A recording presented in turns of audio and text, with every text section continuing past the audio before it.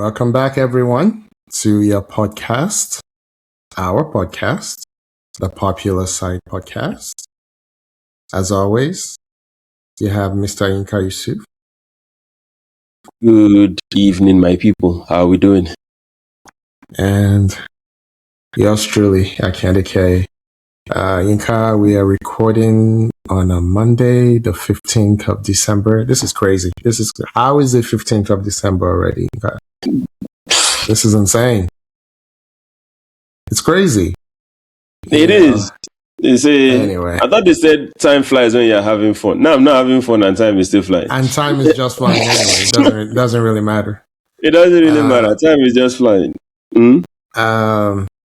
Inka, you are not in your regular digs. You're in a hotel room on, halfway around the world, as you do, globetrotting all over. It's all good. I did the mole.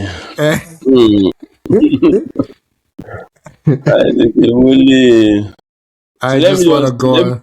Let me just warn everybody in advance, right? You'll be seeing different backgrounds until January.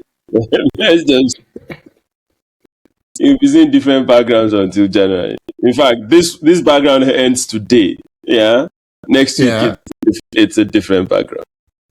All I'm going to say, Inka, is when I grow up, I want to be just like you. That's all I'm saying. When I grow up, you two will have a different background next week. So stop all this nonsense. You two will have a different background next week. So it is what it is. Anyway, you're there for a great cause. In the near future, you'll be able to tell us more about it. But for now, we keep it on the wraps for now. We keep it on the wraps. But all the best with all of that. You want to get into it? You ready? Yeah, I'm ready. We have a lot to cover. We have a lot to cover. Let's go. So I feel like we have on this great podcast of ours, we have a lot of agreements, you and me, right? Yes. But sometimes we have disagreements, right? Yes. And this past weekend, we had a major disagreement, right? Where you were completely wrong and I was completely right, obviously. Okay. So I think when we get to that topic, we need to talk about that. So we need to save some time for that. Yeah. So we can just do like a quick breeze through, so we have ample time to cater to our friends' needs. Number one, Mr. Enroad, I said, how many minutes did he say he give us, Seth? He said he's giving us 5 minutes to get through the EPL. Giving us 5 minutes to get through the EPL. Because Baka is on the road. I love it. But there's nothing else to talk about in La Liga than just two clubs. All the other anyway. Let's start. If the people who run Barcelona actually spend more than 5 minutes thinking about Barcelona, they'll be in a much better place. I totally agree with you. They'll be in a much better place. It's crazy. All right. So we're gonna start with our worthy mentions. We've talked about this topic in the past. Mo Sallah. This is like the third week in a row that Mo Sallah has been in the news. He name-checked Jamie Carragher, in his first rant. And of course, Jamie took the bait. You would have thought, as an elder statesman of the Liverpool diplomatic corps, right, that he would have taken the high road. So here's the high road. Here is where Jamie Carragher went. Okay, he went the other way. He went the other way completely, right? So he doubled down on his criticism of Mo Sallah. Inka, you have a lot to say about this, so why don't we just let you go? Okay. So things have calmed down a bit. When I first heard all the nonsense that Jamie had to say, I was like, so see, there are two things, right? There are times where the message is correct and the messenger is correct. There are times where the message is correct, the messenger is wrong. And there is the unusual time where the message is crap and the messenger is crap. This is that unusual time. The message is crap, messenger is crap. So let's talk about the message itself to start with. Yeah? Okay, Mo Salah maybe overreacted. Okay, not even maybe. Let's say he overreacted. Yeah? And what he said was out of place, shouldn't have come to the public eye, and the rest of it. Yeah? You being a quote and unquote Liverpool legend, and I'm talking about Jamie Carragher now, right? Yep. You being quote and unquote Liverpool legend, are you supposed to pour fuel to the situation? Shouldn't the objective for you be, you know what, let's calm this whole thing down? For me, it would seem that Jamie Carragher had it for Sallah, has always had it for Sallah, and he was just looking for an opportunity to just bring the guy down, right? It's like in his head, there's this subconscious battle between Sallah and his very dear friend Stevie G, for who's the greatest Liverpool player ever. And he's playing it out on TV. Because like Yorubas say, kila gbe, kila ju, right? What is really happening? How does Salah's statements, how does it translate to your reaction, right?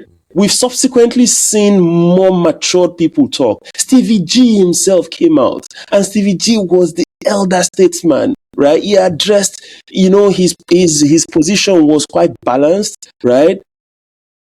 Carragher's position was not balanced. Carragher started by saying that Sallah is a failure, before he came to Liverpool, he was known as a Chelsea failure. And I'm like... Which is not true. It was known as a young man that nobody knew about. Which is not true. And Carragher intentionally just removed 2 seasons at Roma, where Sallah was Roma's best player in those 2 years. It was. He just comfortably removed that, right? Saying that you're a failure before you came to Liverpool, just trying to downplay what Sallah is to the club. Whether you like it or not, right? In terms of Liverpool greats, right now is Stevie G 1A, Sallah 1B, right? Some people think, what's his name? Kenny Dalglish is still above, or Ian Rush is still above. All those cats, yeah. But to be fair, Akin, it will not be asinine for you to say Sallah is within those top 5 Liverpool players. It's top 5, clearly. Yeah, it's top 5. Dude, you're not clear for top 5, Mr. Carragher. You're not. It's not top 50. It's not top 50.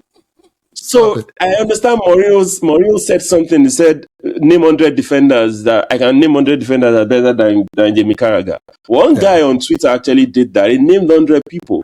And I was looking at the 100, I'm like, this guy ain't lying. There are actually 100 defenders better than Jamie Carragher, right? JJ Okocha said, who wants his kid to play like Jamie Carragher, right?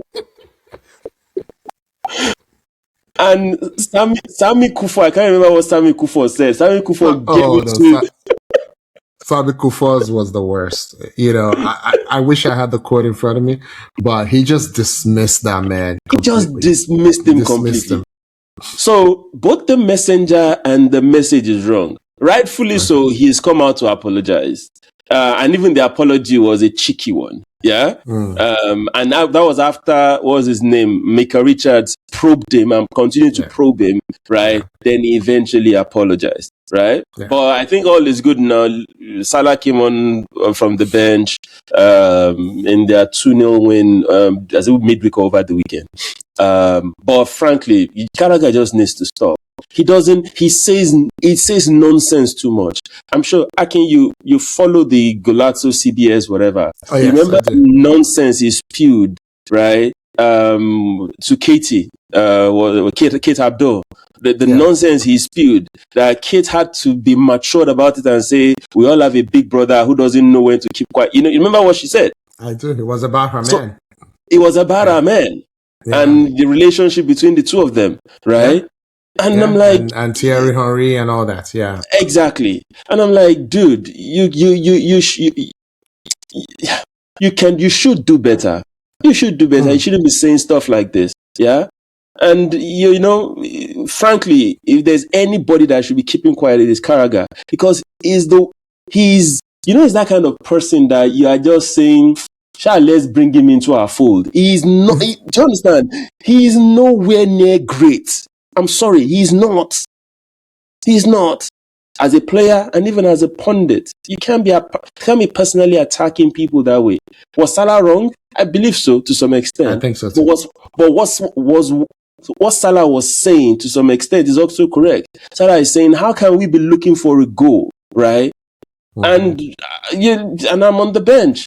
So he got emotional. He said he probably should have said what he said, to the coach in private. But that doesn't warrant, that nonsense coming out of Jamie Carragher. I rest my case, Aki. Okay, so I don't want to overflog this. I'm just gonna say a couple of things real quick. So, I think 4 times now in his Liverpool career, I think it's been there 8 years or whatever, Sallah has gone to the quote unquote mixed zone at the end of a game. Right? Yeah. Every time he's had a selfish reason why he did that. Right? It's mostly around contract negotiations. He and his agent orchestrate this. This is what they do. Right?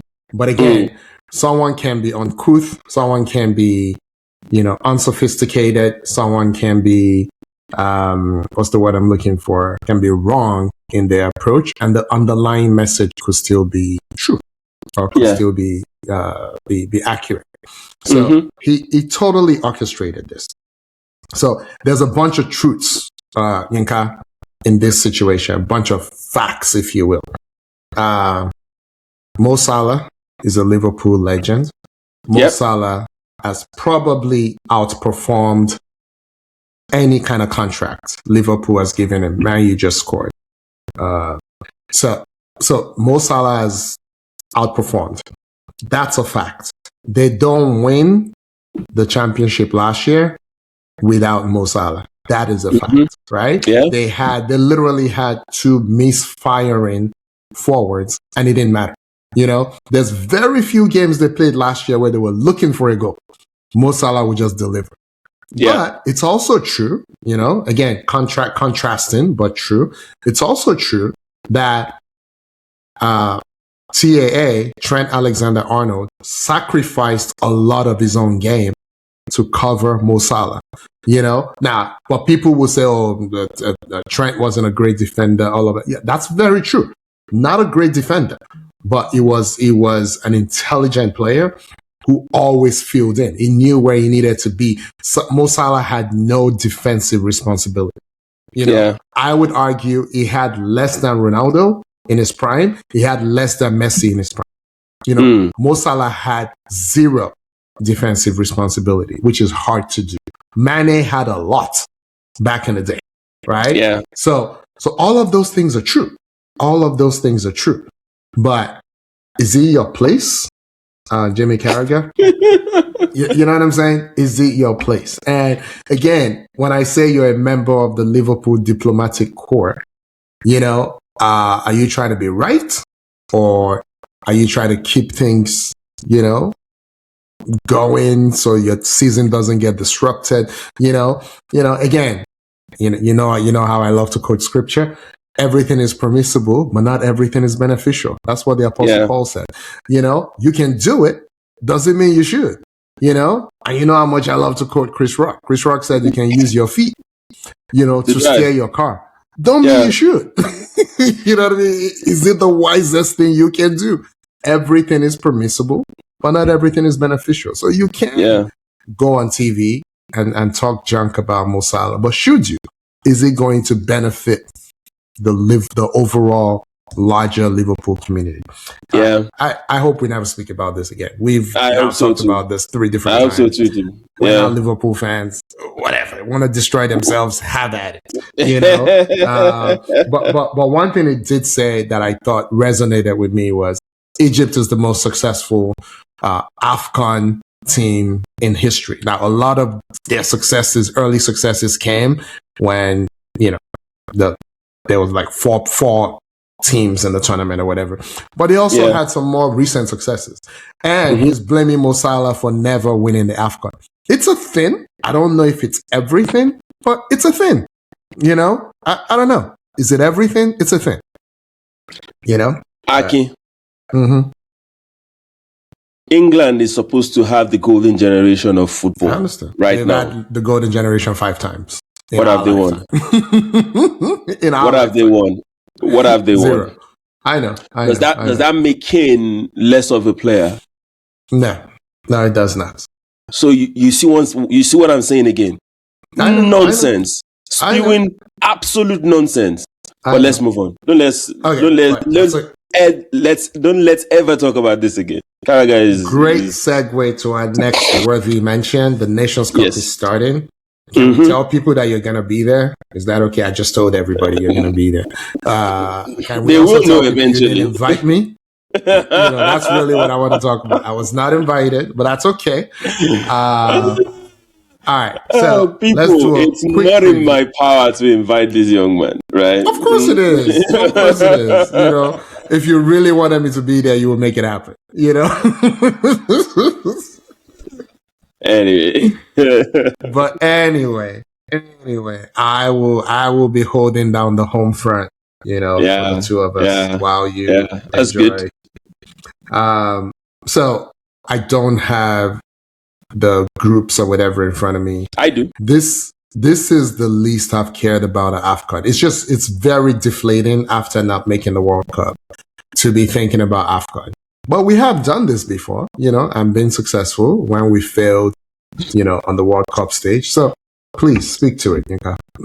Okay, so this is going to be very brief. Yes, you're right. I'm also not as excited, right? Since the World Cup debacle and stuff. But so unfortunately, I'd booked this a long time ago, so I couldn't back out. Yeah, to be fair, I actually I thought of backing up, but nah, I'll be there. So Group A has Morocco, Mali, Zambia, and Comoros. Group B is Egypt, South Africa, Angola, and Zimbabwe. Group C, Nigeria, Tunisia, Uganda, Tanzania. Group D, Senegal, DR Congo, Benin, and Botswana. Group E has Algeria, Burkina Faso, Equatorial Guinea, and Sudan. Group F is Cote d'Ivoire, Cameroon, Gabon, and Mozambique. Yeah? If my math is right, that's 24 teams. So that's 6 by 4. That's 24. Yeah. So that means the best third place teams will have to qualify. Yep. So there's hope for us. We may be able to qualify as a third place team. Be careful what you say until the universe hears you and brings it into existence. Do you know why I'm saying it? Because these guys, right? We've talked about what's wrong with the Super Eagles. Yeah. Now, instead of them to look at home and say, hey, what have we missed? You know what they've done? They got 4 new people that have never played for Nigeria before that they're bringing from abroad again. Yep. This is what they're doubling down on what's not working. Okay. So here's my honest assessment of this. Okay. Right? There's a short-term goal and I believe that there should be a short-term goal and a long-term goal. Right? Okay. The short-term goal is definitely not the local team, not the local Eagles. We saw what they did in Nairobi earlier on in the year, where I'm not even sure we had a win in our group. You saw, right? I didn't see. You saw. Yeah, man. You know, so my point is the quality of the league back home is not also where he needs to be. Right? The Japa syndrome has been in Nigerian football before Japa became a thing in Nigeria. The best and brightest go to Europe early. Yeah? It's remnants. I'm sorry to use that word, but it is what it is. Yeah? It is everybody that you see in the league are people that did not succeed in Japa, if I can put it that way. Yeah? So looking home is not really a solution. There's nothing home. Yeah. Okay. So I don't really have a problem with them bringing new people, right? At least my problem or my concern will be, are these people playing regularly? Do you understand? It's not just they just picked up one guy from Uzbekistan because he scored 2 goals last week and is on the team. Do you understand? That's not what I want to hear. That's not what we want. That's not what it should be. Yeah?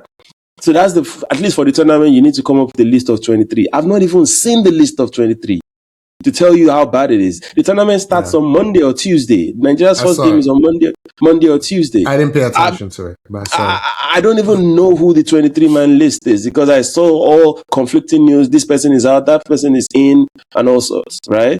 But you and I know he's not going because he's still injured. He's still injured. That's Benjamin Frederick is injured.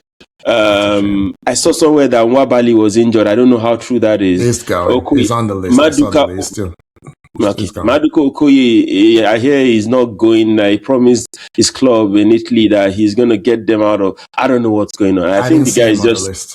I think the guy is just like, you know what, this show is too too much for me. Let me just let me sidestep this real quick. I think that's what the guys did. But then the long-term plan, like I said, is just the same thing. That what's the name of that? Curacao, you said, right? Curacao, yeah. That's what we should do, right? That's what we should do. And the target should start early, right? So the first thing first is to make it worthy being a Super Eagle, yeah? Then go get these players and just have your camp in Europe. There's no point coming home. Have your camp in Europe. Every break, play your games in Europe, if that's what you want to do, right? There's no the talent is back home, but they are too raw to play for Super Eagles. Yeah? So that's the way I see it.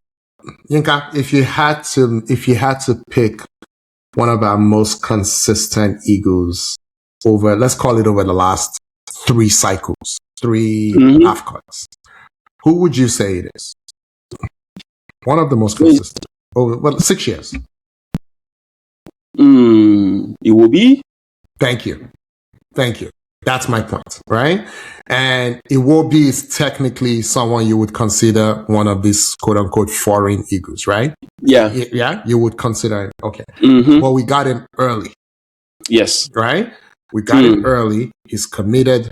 You know, he has status with the Super Eagles. His career is doing fantastic. Even with every changing club, he still plays. Yes. You could argue he's gone from bigger to smaller club, but he stayed in the EPL, and there was never a time that he wasn't playing. A little bit of time at Everton, but they were in a crisis, right? Yeah. And every time he was sold, it was for financial reasons. You know, he was an asset that they could actually sell.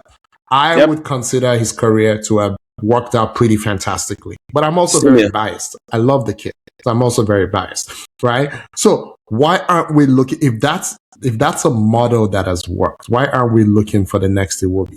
What's Chido B. Martins doing? Because nobody is from Denmark or somewhere, right? Or Norway. I don't know. Okay. Denmark. Have they capped him? They have at the lower level. Yeah, I know, that's what I'm saying. But they haven't capped him. I don't think they've capped him internationally at the senior level. He's not about to play for Man U anytime soon. So why you not, if you get 5 kids like that? Because the reason I'm saying this, Yinka, you've seen Isidore, right? New entrant into the Super Eagles. I don't know what country he's coming from, right? You don't wait until those guys are getting big money moves, right? It's already too late. They've played for somebody else. What you need to be doing is you need to be actually scouting, right? Yeah. You need to scout them. So at 19, you know, so like, okay, let me just look, not everyone is going to be Bukayo Saka. Not everyone is going to be Michael Olise, right? But Olise had a choice of 3 countries, right? Yes. Olise had Nigeria, Olise had France, and then Olise had England, right? May have been 4 countries. I don't know if there's a 4th country there. So, but let's say those 3, right? There may have been. So with someone like him, you need to lock him early, like crazy early, you know, and see if there's some patriotism a la, you know, it will be in him. You never know. If you don't try, you don't know what you get. So the problem with that is you need to sell a product to them. I know. But that product is crap right now. I know. That's the challenge. Yeah. Iwobi's own was because his dad insisted. Lukman Ademola's case, dad insisted, right? That my kid is playing for Super Eagles. Do you understand? The other guys didn't really care, right? No, let me say they didn't care, but they're like, you know what? To help Nigeria, this is where the future. This is where look at Fikayo Tomori, for example, right? It's pretty annoying. Yeah, I understand. It will be the best defender for England if they played him. It will be the best defender for Nigeria if they played him. And I understand Eddie Nketiah is also talking to Ghana, and there's some rancor going on there that Ghana is like, nah. But people are beginning to say, people are beginning to say, when we were poor, where were you? Right now, you've realized that your sweetheart, your love has abandoned you. You're now coming to us to say, how far? Now I'm interested. Nah, it's not going to work, right? So for me, I think we need to work on the package first. It needs to be worthwhile playing for Super Eagles. It needs to be something of pride playing for Super Eagles. Right now, our administrators they're dropping. They're talking to all these people that you're talking about. I can confirm to you that they are talking to them. Right? These guys are just saying, do I really want to get into this? You know, and when you hear stories of, they've not paid you, they've not done this, all those kind of stories, it adds up, and people look at you and be like, do I really want to be part of this circus? Do I really want to be part of this show? That's what's going on. Inka, like, you and I are old men, right? We can literally go through every decade of our lives and outline the stories. Right? I told you the other day about Sunday Olise. They still owe that team $1 million each, which they would never get. Right? But we live in a world now where you don't really need institutions to work for you to do what you got to do. You just need a platform. Right? So this is the same team where no matter how you measure greatness, Nigeria has one of the greatest strikers in world football today. Right? Yep. It may not be everybody's speed. He is not my favorite player to watch, but the numbers do not lie. Yeah. This man can absolutely torment defenses in Europe.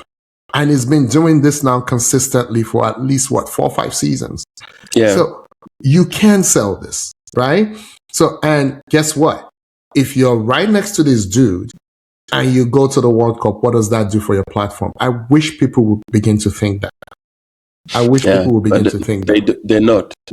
It's anyway. So, like you said, it's left for the people selling the package to package it properly, right? Yeah. Uwobi is a shining example. Lukman is a shining example. He's one African Footballer of the Year, blah, blah, blah. Yes. So these are the kind of things that you should pitch to them.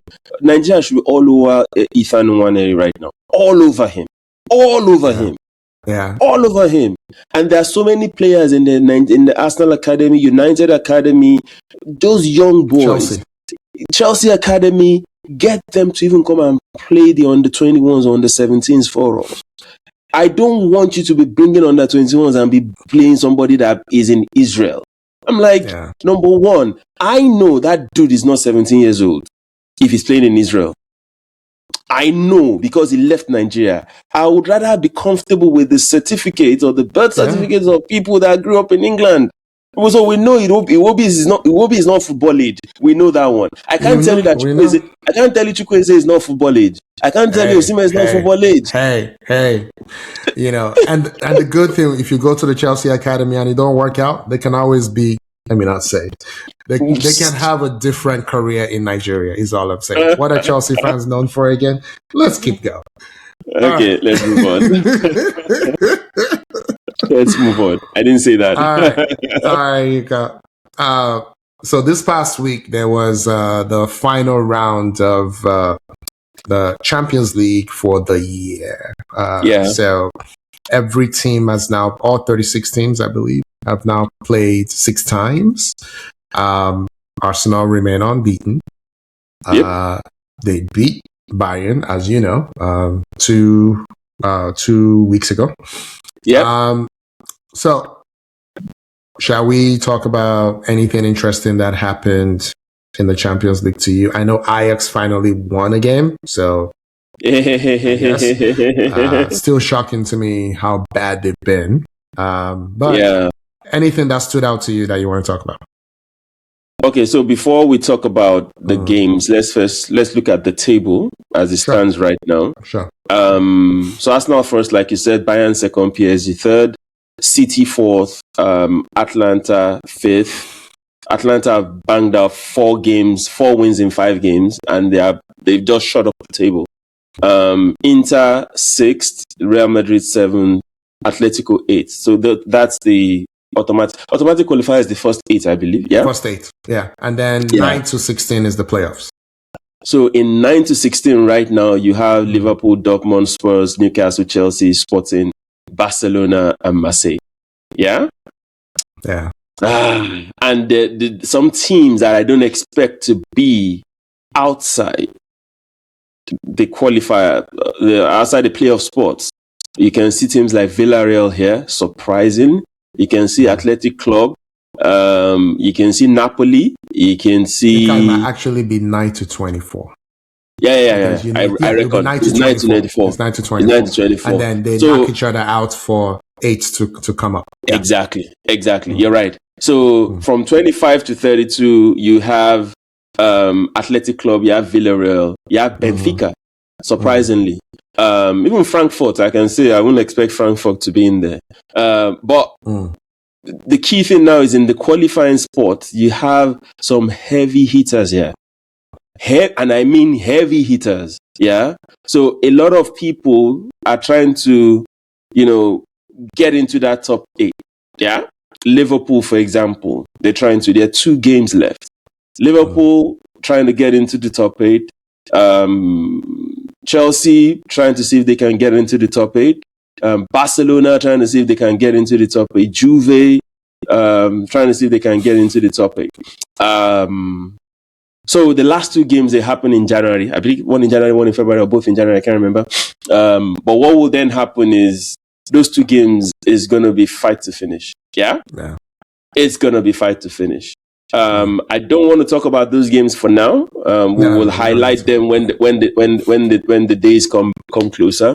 But in the fixture that we saw, the last midweek, the game match day, was that 6? Yeah, match day 6. Yeah. Some interesting results to talk about. Chelsea lost away to Atlanta 2-1. Chelsea's Jekyll and Hyde situation, it just keeps getting amplified a lot more. Cole Palmer is back. He scored over the weekend. Is that going to change anything for them? I hope so. But I still don't believe that offense is really their problem. I think Chelsea's problem is the problem that most of the clubs in the EPL are facing, maybe except for City. When clubs come to your domain and they play tough and they are defensively resolute, yeah, we've noticed that Chelsea, along with some other clubs, have struggled to break teams down. Yeah. But when Chelsea is playing up, so when they're playing against an Arsenal and they're playing against, the teams that are City or the teams that are par with them, yeah, they seem to want to show as if, we're good, and it's because of the way they're playing. Chelsea is set up to be a counter-attacking side. The pace of that front, is it 3 or whoever, is Neto, just too electric. Pedro, all of them. Yeah, exactly. All of them. And I think Maresca is a bit more comfortable playing counter-attack. Yeah. So when they can't play counter-attack, they are not as fluid and they don't look as good, as you'll expect them to be. So that was a game that was surprising. Barcelona won. The Inter-Liverpool game, Akin, I saw highlights of the game. The penalty that Liverpool got is a disgrace. See, it wasn't a dive. I don't want to call it a dive because there was a shirt tug, right? But that is the most minute of shirt tugs, right? in that game alone, we must have had like hundreds of that kind of shit talk that wasn't called a pen or a foul. You now go in the 86th, 87th minute, and VAR tells you to go look at that innocuous shit talk, and you give a penalty. No. For me, that shouldn't be. These refs are not strong enough, Yinka. They're That's not the problem. They're not strong enough. I don't know if you saw Manuel Akanji, his interview after. It was livid. It's pretty much like this never happens. Should not have won. I didn't know it was on loan at Inter, by the way. Yeah, he was. He is rather. I still don't get why City would not want him. They need defenders. He's a very intelligent defender. He's big, he's strong, he's mobile. Pep is a funny guy. But before we leave the topic, what I was going to say about Chelsea, the reason they're not making progress is because this is a financial engineering club. They bring players in and then they wipe them out and then replace them with the same level player. They're not elevating. Not necessarily same level. There are even instances where they've dropped. Yeah. No, I'm serious. Yeah. Right? Yeah. You can't tell me Gittins is better than Noni Madueke. I'm sorry. I know. So for me, you need that consistency. You need to build that defense. Your defenders actually need to know how to defend, which is why I'm not buying the whole, James is now the best midfielder that ever lived. I'm like, what are we doing? Like anyway. Akin, you like blowing things out of proportion. They said the guy. Okay. So Chelsea fans said he's the best thing since sliced bread, right? For me, he only had one good game, and that was the game against Arsenal. And I can acknowledge that. The game against Atlanta, he was all over the place. Inka, he had a horrible game.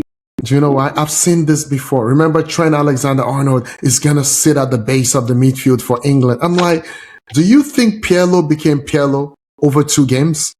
It's insulting to me as a watcher of the game, as an observer of the game.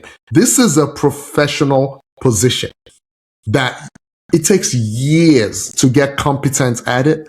It takes extreme skill and more years to get proficient at it and to become the best at it.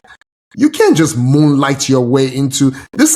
You can't. But we've seen people that have done it. That's why people wish, right? And that's why they hope that is the case. But I totally agree with you. It's not everybody is Yaya Toure that can just swish, move. Do you understand? You get what I'm saying? Not everybody is. Give me another good example. But even Yaya Toure, with all respect to Yaya Toure is one of one. What these people are saying, what they're saying is Yaya Toure never played the position like Pirlo. It's more of you can't call him a shotler because he doesn't use all his energy to run like Steve Gerrard or Declan Rice. He's a glider. You know what I mean? He's just a playmaker that you can put in any position.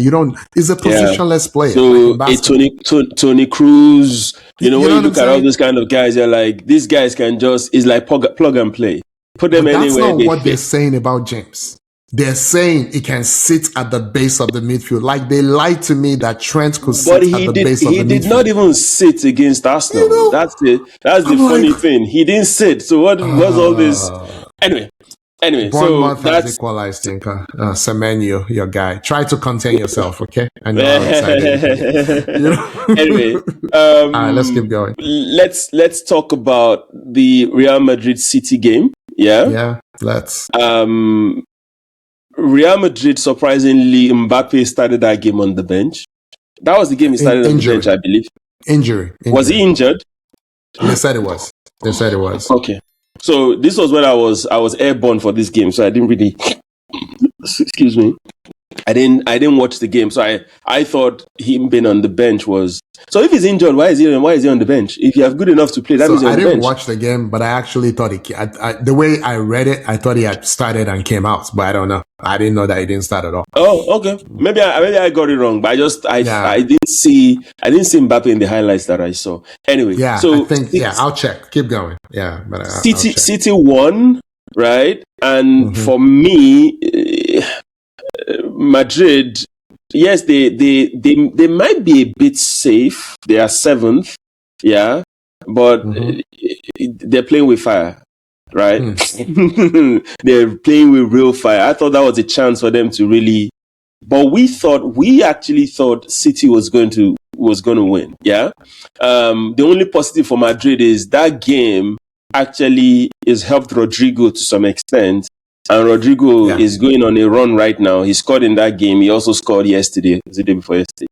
He scored in the game that Madrid played over the weekend. It looked really good on his goal against City. Yeah, you're right. Mbappe did not come in at all. So I was wrong. He didn't come in at all. But they said it was injury. Minor knee or muscle injury. I don't know how it can be either or.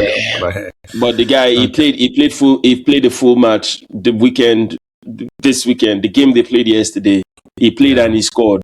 So which kind of knee injury gets healed in a week? This is anyway. The problem with these inexperienced coaches, but okay. All right. So those are the games I wanted to talk about. Then briefly just talk about Arsenal. Still unbeaten. Noni Madueke scored arguably, for me, goal of the season so far. In the Champions League, we can keep it at that. Power, possession, pace. He's looking like a good deputy for Saka, right? And it might get to a point where Arteta might have a decision to make, right? And I personally believe, and hear me out, you might think I'm being crazy. No, keep going. Saka started out playing in the lower leagues, in the academy, as a left winger. A left back. Oh, yeah, left winger. No. Yeah. Left winger. Yeah, you're right. It was when he came to the to the senior team that they pushed him to left back in some cases. Yeah. Then Emery came and switched him to right wing. Yeah, to right wing. Yeah. So Saka might even do a better job than Martinelli and Trossard or Eze at left wing. Yeah, you need to get out of my head. Before you said hear me, I was about to jump in and say I think they're getting this thing all wrong. Yeah, Saka is the superior intellect. Saka is the superior player, right? Yeah. That's who you switch.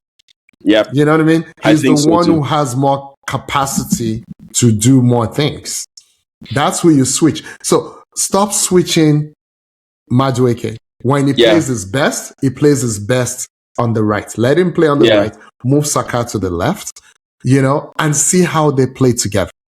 Yep. And there's more than enough games to try this stuff out. I was just about to say that. Yep, I agree with you. And Noni, when he was at PSV, he was right winger. And all through his career, that's where he plays. It was Chelsea that started experimenting him as a left winger. And frankly, the results have not been good. It's been mixed. Yeah. But the difference between right wing Noni and left wing Noni is light years apart. Yeah. So they're very similar, Yinka. They're very similar, but their differences are very very immense. I don't know how to explain it better than that. Like he's just way more direct than Saka. Yeah. Yeah. Right? So he's never seen a shot that he won't take. Yep. But Saka is the better distributor. Saka is stronger. But again, all of these things take time. Saka is stronger. Saka is the more cerebral player. But this guy is the kid is direct. Like it's just Yeah. And I believe it'll be double minutes. But anyway, that's the Champions League. That's it. We can move on to the next topic. All right. So quick time check. We have to do this next bit very, very, very quickly. So yes, sir. France, up, down, out. What's happening? Real fast. So France is looking French. I'm just joking. So nothing has changed. Lens are still top. They won. PSG also won. Marseille dropped points again. So now Lens on 37, PSG on 36, Marseille 32. That's what's going on. I think we can take Marseille out of the running and focus on the Lens versus PSG, their next match in the second half of the season. That will be the decider, I think. Yeah. I mean, I don't even think that will be. I think Lens will fade. Potentially. I think they will fade. Anyway, so that's Ligue 1. All right. Syria. Let's do Syria next. Syria is an interesting one. Inter won. Inter Milan won 2-1. I think that was yesterday. Juve won also. Milan dropped points at home yesterday to Sassuolo. And surprisingly, also Napoli lost, right? So right now, Inter are back on top, where they've always belonged. Milan are second on 32. So Inter first, 33 points. Milan second, 32 points. Napoli are third with 31. Yeah, then Roma 28. Then the rest of the Roma is playing actually right now. They're playing Como right now. It's still nil at halftime. So if that result changes, they might overtake Napoli. But yeah, Syria is looking interesting. Milan are looking very, very good. Very, very good. I saw the highlights of the game. They played very well. They were just unfortunate and they had defensive lapses, and that's why they conceded 2 goals. So Syria is looking interesting. All right. So quick, I have two things to add. So one, if you had to choose right now, who do you think is going to win the Syria? My heart says Milan. Okay. Yeah. Mine too. My heart says Milan because I think they've only lost 1 game. They've drawn 5, and the 5 that they've drawn is because of lapses here and there. Yeah. Right. And who's playing the better football out of all these teams? Milan is playing the best of all of them. It's Milan. Yeah. There's one young boy, I can't remember his name, he scored 2 goals over the weekend, played left wing back, 18-year-old. God. And Italy always have this pipeline of young good players. Yeah, you've talked about that before. Yeah. They do. That boy is fantastic. It was yesterday, that's the first time I heard of him. That's the first time. And I'm like, who is this kid? He's 17, 18 or so, So Pulisic on fire, Modric, Adrian Rabiot has been fantastic for Milan. Yeah. So I want Milan to win, and I think they'll win. 2-1 Man U, Casemiro. Okay. So my heart says Milan, but I have a sneaky feeling that in the second half, Inter will get it all together. They always seem so energized by the Champions League anyway. So once Champions League really gets going, Water finds his level is what I think will happen. And then this one is just a quick joke. So for the World Cup here, you had there's a pre-World Cup thing trying to teach Americans about soccer. Show going on. And it was Landon Donovan, Alexi Lalas, and this kid, I forget his name, the kid, Scottish kid, Stu somebody. He played for the US, but was born in Scotland, and then he did his knee really, really, really bad. I forget his name now, but I'll come back to it. So, and I was seeing Landon Donovan for the first time in a long time. He has hair now. He got hair transplants. He was making fun of himself. Full hair, no W. He has a little. He was making fun of everything. I just wanted to inform you. You're welcome. All right, let's keep going. Let us do Germany, the Bundesliga next. Yeah. So Bundesliga. Something funny happened over the weekend. So Bayern first were playing bottom table Mainz, and Bayern needed an 87-minute dubious Hurricane penalty to get a draw. Yeah, it's similar to the Liverpool Inter penalty. Was there a tug? Yes, there was a tug. Was it a penalty? Come on, man. I don't know. Anyway, so and a lot of people, when they saw this was after the Arsenal Wolves game, and everybody kept on going, you see, Bayern went through the same thing, blah blah blah blah. Mainz at bottom of the table, the yada yada yada yada, and all the stuff, right? Which I acknowledge. Yes, stuff like that happens, especially when you underestimate your opponent or you don't take them as seriously as you should. Yeah. And Bayern almost got burnt. Mainz came to play, and Mainz they scored 2 beautiful goals. and Bayern struggled, but it's just a blip. Nothing is going to change in there. Harry Kane has 18 goals already this season, Aki. That's 18. Crazy. That's more than Haaland has. Haaland has 17. Yeah. Guess who's next to him? The person has 8. In the EPL, I think it's like 11. The whatchamacallit guy, Thiago guy. Is it Brentford? Yeah. So in the EPL, Haaland has 17. Thiago has 11. Yeah. And Ghana Jollof has 7. Ghana Jollof, your friend. Ghana Jollof has 7. Anyway, so that's what's going on in the Bundesliga. Just a blip. Like you said, it's Bayern's trophy to lose. Yeah, I still think so. All right, let's do La Liga.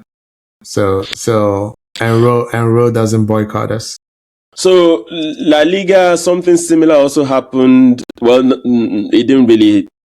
Almost happened. Barcelona, where Osasuna is not bottom table, but they're close to the bottom. But Osasuna gave Bayern a hell of a time. But Bayern still managed to pull through, and they won 2-0. Real Madrid played yesterday. Like I said, they won away to, was it Alaves? Can't remember. Mbappe and Rodrigo scored. Ferran Torres resurgence. Don't look now. He has 11 goals this season. Kylian Mbappe is on 17. Ferran Torres has 11. Ferran Torres, when he was at Valencia, like I said, he looked the prodigy. Then City took him. Then something happened. He probably just didn't click.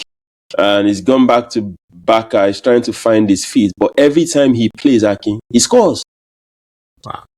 Almost every time he plays, he scores. He does something, and maybe it's time the team gives him confidence to say, you know what, maybe let's try you taking over from Lewandowski. Because, yeah. I think Lewandowski is getting to the point now where, he is an elder statesman and he should be treated as such. Yeah. But also, to think of, Lamine Yamal and Marcus Rashford both have 7 assists each this season.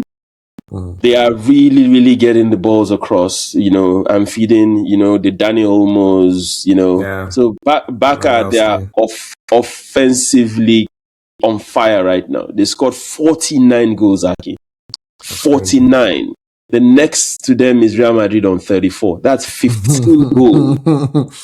That's an extra 15 in 16 matches, right? Yeah, in 17 this is matches. Round 16, 17. Yeah, it's crazy, man.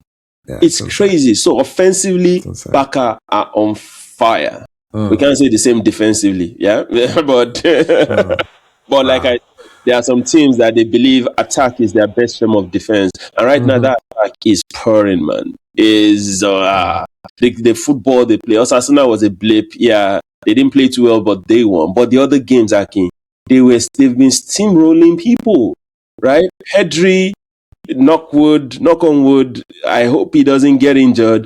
Pedri on fire. Yeah. Marcus Rashford looks like the old Marcus Rashford. Lamine Yamal is coming back. Rafinha has been injured and they didn't really feel him that much. He's back also now. And he's now contributing to the goals. So, Barca are looking great. Great. Offensively, they look fire. Okay. All right. Last but not the least, the yes, EPL. Sir. Let's talk about this weekend that was. What's your take? So, the weekend that was in the EPL is an interesting one. So, like I told you, everybody won. Yeah, that's the summary of the whole. Yeah, everybody that should win won. Listening to you and your cohort. No. So, full disclosure to our listeners. Yes. So, the Arsenal game, when the game finished, I said, that's 3 points, and can we never talk about this game again, right? Because, in my opinion, right, Arsenal almost threw the game away. Yeah? Arsenal almost threw the game away. But I like I said, I'm ecstatic for the 3 points. I'm one of the few people that celebrated. I thought it was Jesus that scored. I celebrated, and when I realized it was an own goal, and it was Mosquera that scored it, the guy that was doing all sorts to Arsenal players last season, right? The guy that almost suffocated. What's his name? Kai Havertz. Kai Havertz, and then MLS got sent off, and then it was rescinded. So all those kind of stuff. So I was like, that's even better, right? But I'm the same person I acknowledge that 3 points is key, but at the same time, I don't want to say my job, but quote unquote, my job as an analyst or as a pundit, right? It's not always about 3 points only. Sometimes you just need to analyze the game in a silo, right? So 3 points. It's just the way that I say it. And you see, you make all the faces you want to make, right? Shannon Sharp, I'm going to quote him. He said, what did he say? The bad things you accept in a defeat, right? I mean, the bad things that you would not accept in a defeat, you should not accept them in a victory. That's fair. And that is where I'm coming from, right? That's absolutely fair. That is it, right? So I can clearly say that Arsenal, to some extent, the way the coach set up, and you said it's more to the players, I think it's to the coach. And I'm not blaming Arteta here. No. I'm not saying, no. But what I would have done, right? Or what I thought he would have done. Every Tom, Dick, and Harry and their grandmother, their great-grandmother, their dead and buried great-great-great-grandmother knew that Wolves were coming to pack the bus. Yes. We all knew that. Yeah? Packing the bus, when we played West Ham earlier on in the season, I think West Ham is the lowest ranking team that has come to the Emirates that we've played, if you get what I mean. Yeah? Once you're playing those kind of teams, I wouldn't expect you to play Rice and Zubimendi. Just the way you did against West Ham. If you pull up the West Ham lineup, you started, was it Rice or Zubimendi as the pivot, and you had Eze and Odegaard, right?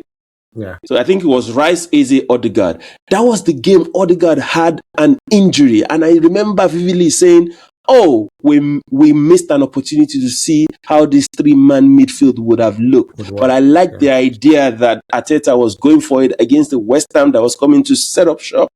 And every other game that we set up shop, if these two people, or every other game that we play someone that is setting up shop, if these two people are fit, you start them together. So my expectation was going to be Odegaard and Eze. Mind you, midweek, the Champions League, Eze did not feature. So I expected, you've rested him enough. And even though Odegaard has been playing, he has not played full 90 minutes in a while, right? So this was a perfect opportunity for you to try that out. That's what I thought.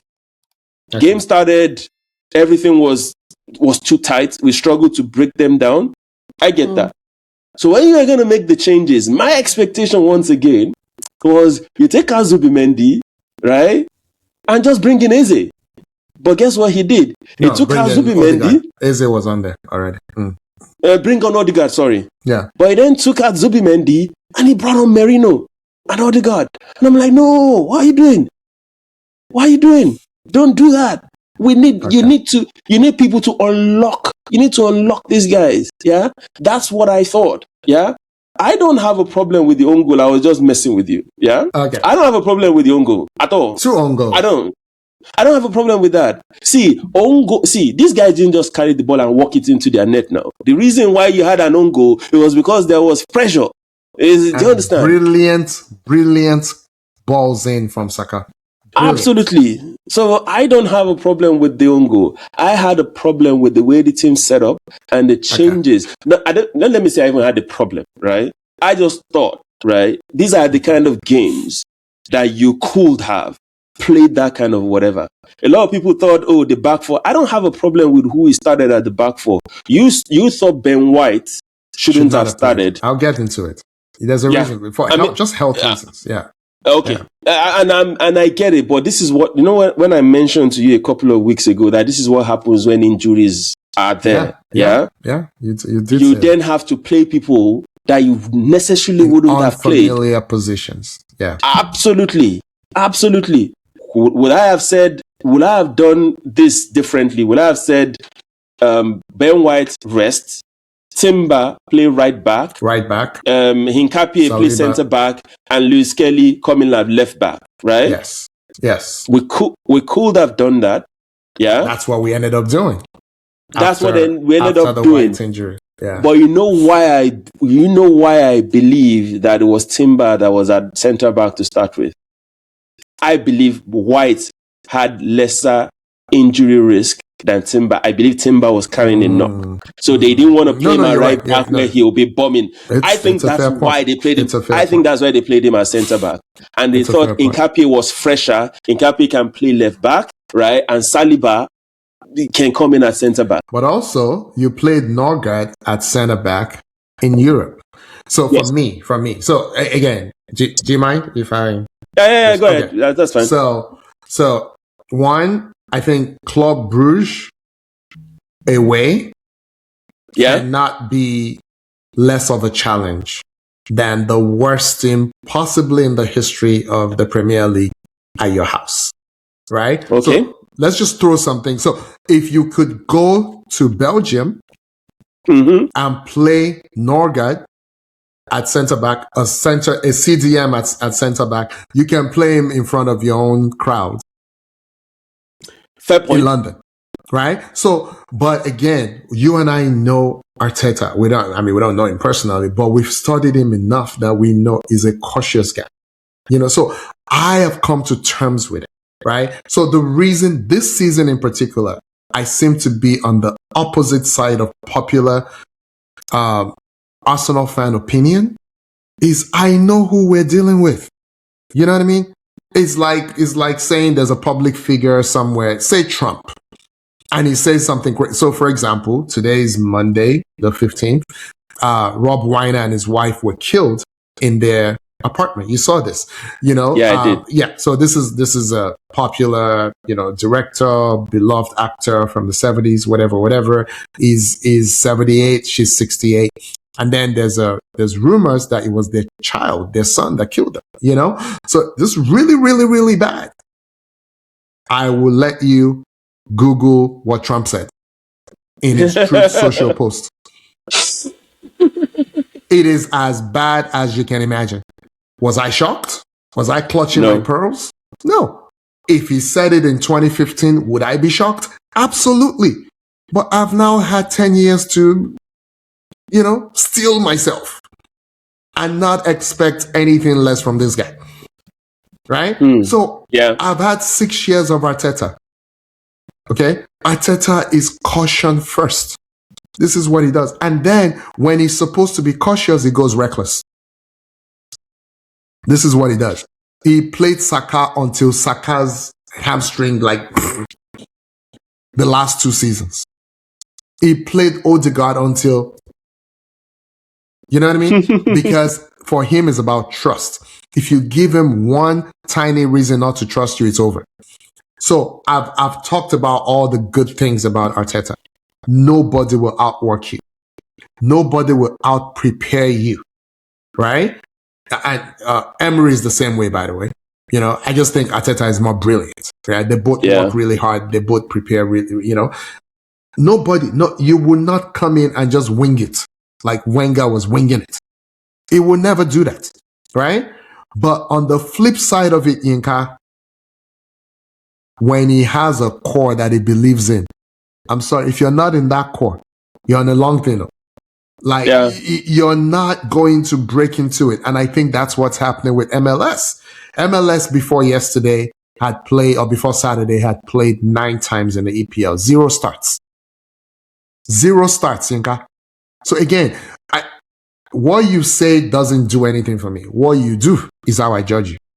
Arteta can say whatever he wants in press conferences. I look at what he does. That's how I know who he is. Right? That's how I know who he is. And I was worried about this game. I think I was the only Arsenal fan that was worried about this game. Okay? And then there's many reasons, right?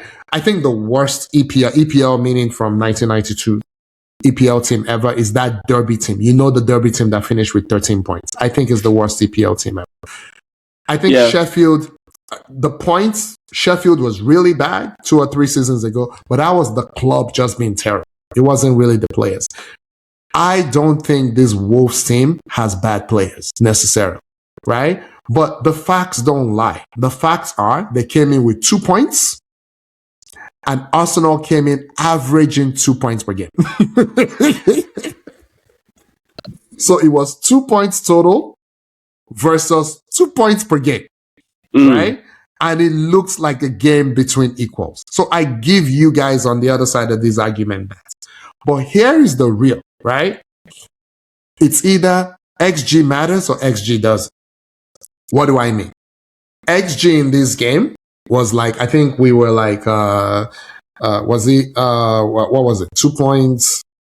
No. Sorry. They was 0.35, their XG. Yes.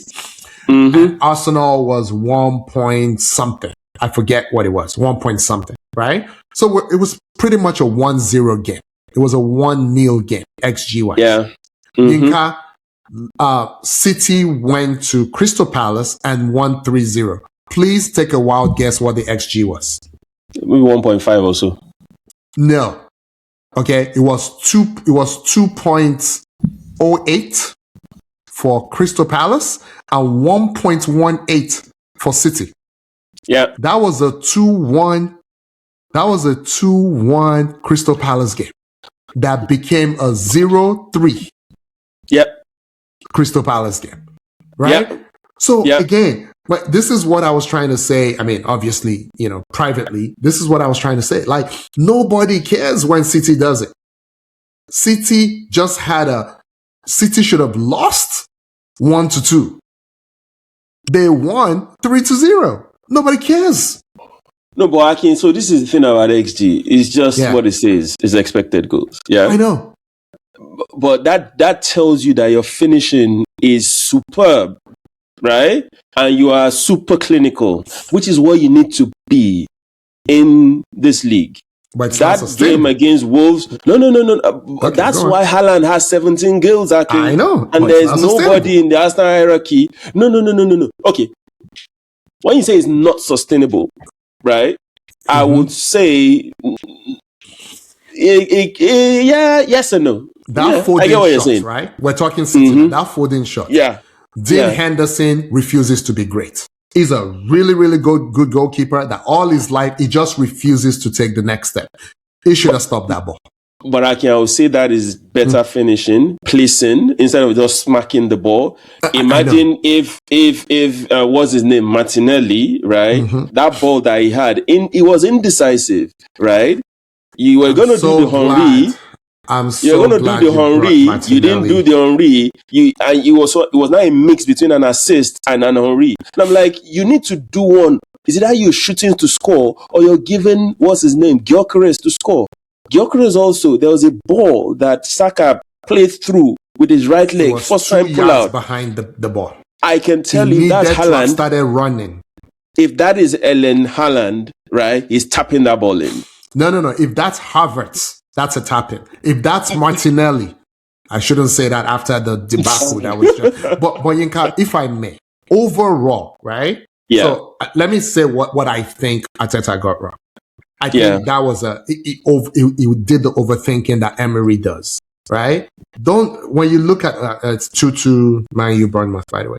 When you look at all the coaches you want to emulate, don't be like Emery. Don't be like Emery. Emery is just a maniac. Don't be like Emery, right? Do not overthink it. When simple would do, don't complexify, right? Yeah. So bring in MLS, right? I think he said he didn't think Saliba could play 90 minutes. And now he had to. I understand that. He respected the opposition, which I fully support. I feel like you all did not respect the opposition, which is fine. Hold on. But that's all the blame I give Arteta. The rest of it is the players. I think, right? Because I speak Yinka a little bit, right? Yeah. After knowing you all these years, right? I think you've gone back and rewatched some parts, okay? And you're no longer as livid as you were right after the game. Hold on. So, trust me, I will shut up soon. I tried rewatching this on Saturday night. I fell asleep. But because I knew we were going to record today, I rewatched it last night. I watched everything again last night. And I'm like, this is a failure of Martinelli. I'm not even going to go as far as saying the team failed. This is the failure of Martinelli should have scored 5 goals. And I'm not exaggerating. I can go back, Yinka, and then that one that Haichu had the shot on goal. There were all 10 Arsenal players were in the territory. And then, boom, there was nobody to chase back. I'm like, this is insane. None of that is coaching. None of that is coaching, Yinka. You talked about the one where he headed away from an open goal when it was easier to score than to miss. Yeah. What about all the ones before that? He was just snapping at everything. Yinka, he should have scored 5 goals. And if he had scored one of them, everybody would have calmed down. Within 20 minutes, what about the cross to Timber, to Timber's head? That Timber, that was 22nd minute, inexplicably hit over the bar. Saka won 11 jewels out of, guess out of how many, Yinka? 11. 11. He won all his jewels.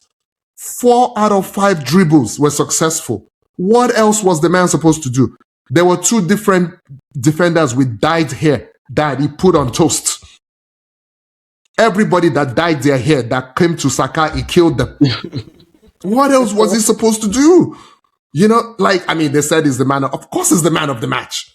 Who else was he going to be? That's the best I've seen Saka play in a long time, and they almost wasted it. Okay, now I'm done. Sorry. Go ahead. Okay. So, Martinelli, the whole Zubimendi was at fault for that chance that Wolves had. Man, you too. Keep going. So Zubimendi was at fault for that chance. He was the last man, and he was lazy with the ball. But once again, you know there's a counter-attacking threat. So that's still coaching. You can't have Zubimendi alone, who is not the fastest. And this is not the first time this has happened to Arsenal. It happened to us last season against West Ham. It happened last season against Aston Villa. If you are going to have your centre-backs in the box, your last man must be pacey. Right? Nkapie is not the best in terms of nodding. If he's on the pitch, he had better be that last guy because he's arguably our fastest defender. You get what I mean? So that it's still coaching to some extent. But I'm even excusing all of that. I'm excusing all of that. And I'm going to agree with you to some extent on a couple of things. Number one, Akin, you have to be clinical. You have to be clinical. The reason why City beat Crystal Palace 3-0 was because Mateta, when they should have lost 2-1. Mateta, Sarr, the whole Pino, the whole Crystal Palace front line decided to leave their shooting boats at home, right? And they were just doing nonsense. And on the other hand, City, that game could have been 3-3, it could have been 4-3. It's still in line with the issues that City has had, right? They can score 4, they can concede 5. They can concede. Right? Yeah. But City is clinical. Haaland is clinical. Haaland is maniacal about putting the ball in the back of the net, right? And we have our own strike force which is filled with players that are just coming back from injury, players that are not in form. So, I get all of that. But Martinelli scored 5 in a row in the Champions League, 5 games in a row. First Arsenal player. Why doesn't he have confidence against the bottom team in the league? And you notice that when Trossard came in, the game changed. It changed. So, going back to coaching again and knowing your players. When we are in Europe, nobody packs the bus against Arsenal in Europe. The only person that packed the bus were those thugs in Spartak. How can you look yourself in the mirror and bench Madueke after that performance in midweek? So it's the same thing. It's game management. It's injury management, right? Madueke played almost 90 minutes in that game, right? Madueke is not fully fit. I don't have a problem with that at all. I don't. The person I know shouldn't have played Or see, Ben White. It's Rice. No, Ben White I can understand. Ben White you said Declan Rice. He started his 4th game after not but that's playing because for a year. You already have three centre backs injured. I know. Right? I know. I hear you on Ben White. Yeah. I can agree with you. But Rice was sick. He was ill. You didn't play him in midweek, and all of a sudden you're playing him in a game where you could have actually just taken the bull by the horn and say, I know you people will pack the bus. Let me just play a pivot. Let's go. Let's unlock. Let's get people to unlock this team. That's what I would have done. But anyway, we've gone way overboard. we have. But should Arsenal be worried about Eberechi Eze? No. So people that don't know him. People that don't know him are the ones that are shouting right now. So when he played on the wing, people were saying he should replace Odegaard. He should play 10. People don't watch Crystal Palace. People don't watch Crystal Palace. People don't want. See, can he play 10? Yes, he can. Right? But when Eze was at Crystal Palace, Eze had a free role. He didn't have any defensive liability. Right? Eze is coming into a structured environment where I don't care if you are Messi. You have defensive responsibilities. Arteta does not carry passengers. It's never going to happen. He would rather die. It's not going to happen. He would rather die. So if Arteta got Messi in his prime today, he will last 1.5 years. One of them will have to go. No, it's the truth. One of them will have to go. No, Messis are not like anybody that is stupid enough to give Messi defensive liability should be fired. Bruh, one of them will have to go. Trust me on this one. But going back to my point on Eze, right? So this is a learning curve for him too. So people think what he was at Crystal Palace is not what Arsenal is asking him to do here. No. Right? The two different things. And he will become a better player for it, in my opinion. But all this, bench Odegaard, play start Eze, blah, blah, blah, blah. I'm like, guys, they don't do the same thing. They don't do the same thing. They don't do the same thing. Odegaard is an orchestrator. Eze is a flashpoint player. Eze can just weave his wand. Yeah, exactly. He's a moments player. Yeah. He will weave his wand and he will work magic for you. But you expect Eze to control the game from minute 1 to minute 90. No. That's not him, which is why I believe they can complement each other. When we're playing teams that want to pack the bus, Arteta went with the right plan against West Ham. Then this game, you decided to do something different. That's how I was saying. I think injuries had something to do with not just who was out from injury, but like you said, who is coming back from injury. Who's coming back? That's a great point, right? But one last thing. So I think this was a game, maybe two things. This was a game where we needed just one more star to shine. Yes. We needed 2. We only got 1. Saka was the only one who came. We just needed 2. Then, this is what I really wanted to say was I think what people were really mad about was those 3.5 minutes before their goal. Yes. Right? Where Arsenal got their goal. They tried to get a second one. It didn't work. And then they gave up. And they started parking the bus. That was the problem. And as great as Saka was that game, he lost his man for that cross. You know what I mean? So I'm like, why did you give up the initiative? And that ball to Arokodare, right? It was the 3rd ball to him. I would say it was the 3rd successful ball to him. He didn't do much with the first 2. To snuff it out. He didn't. So it was coming. The problem is, think about it this way, Yinka. By the time we scored 70, 69 minute, whatever it was, what's the coach's name again? Keith Edwards or whatever his name is, right? Yeah. He was like, what do I have to lose? We only have 2 points. These guys are averaging 2 points a game and I only have 2 points. I'm going to bring in, let me start climbing my way out of this thing. They've given him the remits that, hey, we're going to get relegated, right? You are the man to bring us right back. Yeah. That's his job, right? Yeah. Now, but because the teams around him are not that good, it could actually keep them up. But they have to start taking points now. Yeah. They have the squad, Yinka. As much as I like Strand Larsen, this is a very strange team, Yinka. This man has not scored a non-penalty goal all season. Their striker that they spend money on. How is this possible? And he's a good player. This is a very strange team, Yinka. This is a very strange. And even when I look at their defense, right, I'm like, they've conceded almost every game. They've conceded.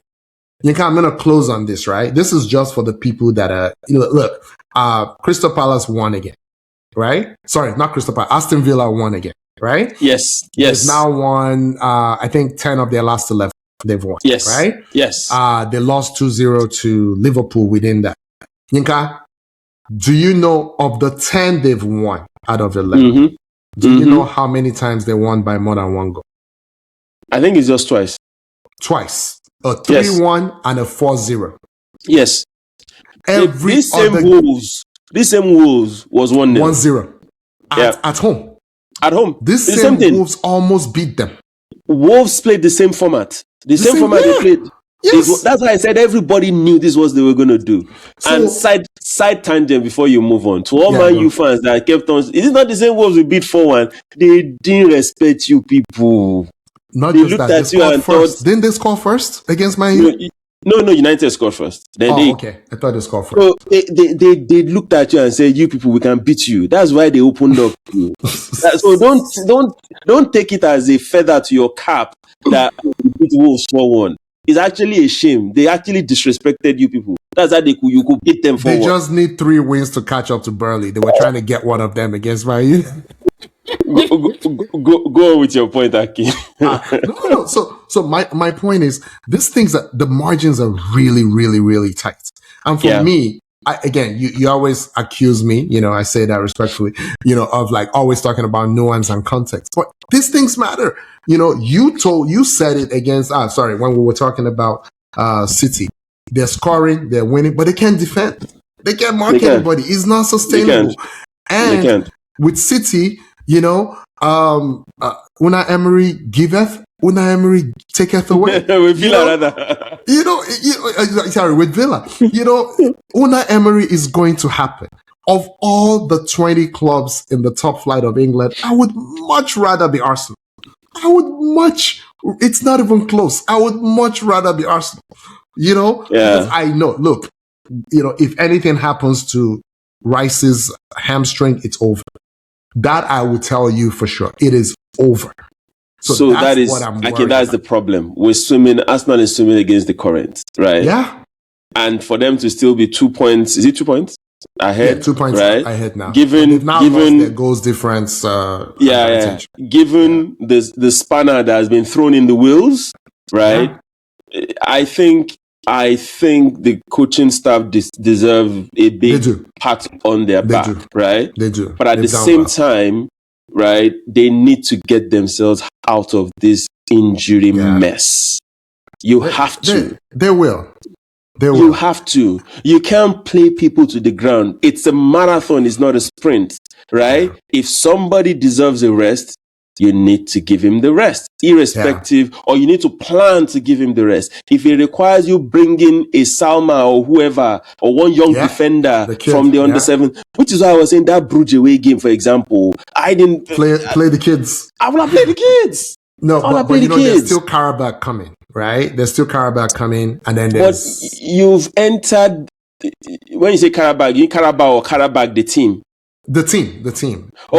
Yeah. But even if Arsenal lose their last 2 games, they are not going to come out of 1 to 8. I know, but you want to be 1. You don't want to be 8.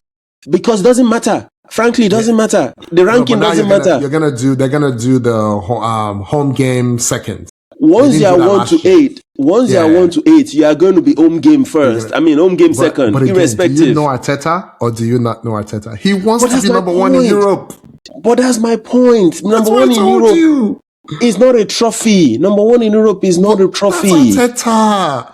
It is winning the Champions League that matters, not whether you were the top of the when you told him to go and sacrifice against Bayern so he can beat Chelsea, I'm like, he would never do that. You don't know this man. He would never. The man thinks he can have 10 bad hamstrings and still beat everybody. It's delusional. Which is why it's great. No. That's, for me, that's not a positive. That's a negative. No, but that's who he is. But for you to be better, you need to evolve. right? I think that's how you need to evolve. So I think all the assistants he put around himself before were just yes men. But now Gabriel Heinze That's a madman. Who is the madman? Right? Who will tell you, because he doesn't need the money, he doesn't need the position. He's been head coach in the US. He doesn't need this. He has money, he has, notoriety. He doesn't need to do this. He can walk out of this job into another coaching job. And if he never coaches again, he's good friends. He's good friends with Arteta. So he would tell you the truth. So I think that's why you're seeing some changes this season. But having said all that, in January, they need a right back. It's obvious now. They do. Or they need a right back solution. Because guess who is no longer at the club? In case of emergency, break glass right back option. Partey, he's gone. No. So he's gone. The right back option, Mosquera can play right back. But he's injured right now. And so you have cover. It's just that it's unfortunate that everybody is injured. You can't have four. It's not ideal. It's not good team, whatever. You have too much cover for one position. The position I think they need to fix. Rice. You have to get a midfielder to deputize for Rice. Because Merino, I love him to death. He's not. Right? Not that he is a midfielder. He can play midfield. Rice. It's not exactly. The drop off in that midfield position is too much. Yeah, something needs to happen in January. Central midfield. Yeah, it's not right. Something needs to happen. Anyway, Akin, let's wrap. Let's wrap. Do we have a donkey of the week? I was going to say Arsenal fans, but I think we've. I will say Arsenal fans, and this time I will include you and people of your ilk, because you people were just so livid after that game. I'm like, we had a really, really, really bad 3.5 minutes. Other than that, we had a bad Martinelli. I disagree. Game. So if you call me donkey of the week, I'll just reciprocate and say you too. Mr. 3 points is all that matters. I'm like, Akin, if 3 points is all that matters, this our PSP will not be a thing, right? Or we'll just come and we'll sound like, the way they sound on BBC after the games have been played over the weekend. They just say Arsenal 3, Aston Villa 0. That's what we'll be doing here. We won't be having this discussion. So it's not just about 3. Yes, 3 points matter, but there's life after 3 points. There's analysis. There's going back and forth and the rest of it. I'm happy with the 3 points. I'm very happy with the 3 points. Ecstatic with the 3 points. I don't care about all this nonsense that people are saying about. Do you think there's any chance that and I called him Keith Edwards earlier, as Rob Edwards, can keep these guys up? Do you think there's any chance? Wolves, can they stay up? I don't think so. Okay. Unless something drastic happens in January. Like Tolu Arokodare, goes on a tear after AfCON. After AfCON. Because see, the teams they are competing with is Burnley, West Ham, Leeds. Those guys, the only person here that they can is Burnley. I think West Ham is they're better than what they are right now, and they will step out of this. Yeah. Okay. So it's gonna be tough for them. It's gonna be tough. All right. I think we've gone way. Yeah, we have. Let's do it. We have. All right, guys. Thank you very much. Like we always say, our journey to the next 1,000 is still live and ongoing. So please do the needful. When you come across any of our content across any social media platform, subscribe where you haven't, engage us, send us questions. We're more than happy to take it. And like I always say, please don't look at us as two comfortable old men, right? A side hustle is still a hustle. Yeah? Yinka is trying to be a media mogul. Let's make his dream come true. A side hustle is still a hustle, right? But thanks guys. We really do appreciate it. Akin. All right. Thank you, Yinka. Thank you, everyone. Yinka, travel safely. I think we'll record every weekend for the rest of the year. I think we can make that happen. We'll both be in different places, but I think we can make that happen. we would not do next Sunday though, and you know why. So it will have to be Monday. We will make it happen. We'll make it happen. Thank you, everyone. This was fun. Go, everybody, and goodbye. Bye, people.